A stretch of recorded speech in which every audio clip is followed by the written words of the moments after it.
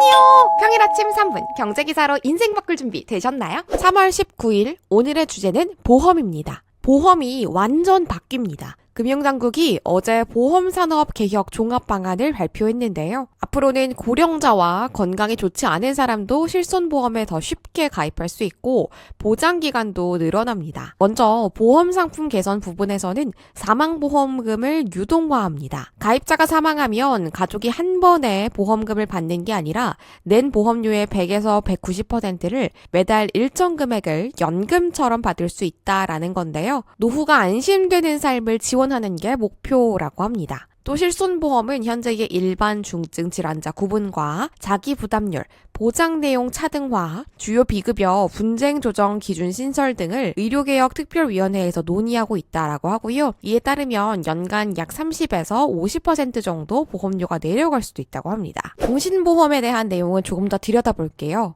사망보험금을 연금으로 받으면 얼마나 되는지 계산해 보겠습니다. 예를 들어서 40세에 사망보험금 1억 원짜리 종신보험에 가입한 소비자가 매달 15만 1,000원씩 보험료를 20년 동안 납입한 경우를 가정해 볼까요? 이 경우에는 65세부터 20년 동안 보험금의 60%를 연금으로 받고자 했을 때 매월 16만 원씩 받을 수 있습니다. 대신 나중에 자녀 등이 받아갈 사망보험금은 4천만 원으로 줄어들고요. 반면에 연금으로 받는 비율을 90%로 높이면 연금액은 매월 23만 원으로 증가하고 나중에 받을 사망보험금은 1,000만 원으로 줄어듭니다. 다만 이렇게 사망보험금을 연금으로 받으면 65세가 넘어야 되고요. 또 계약기간은 10년 이상이어야 되고 자녀의 동의를 반드시 받아야 됩니다. 사망보험금을 부모가 생전에 연금으로 받을 경우에는 상속이 예정된 자식들과 부모 사이에 마찰이 발생할 수도 있다라는 우려가 나왔기 때문이래요. 도덕적 해이에 관련된 기사도 있었습니다. 지난해 중소병의원을 통한 실손보험의 지급액이 사상 처음으로 8조 원을 넘었다라고 하는데요.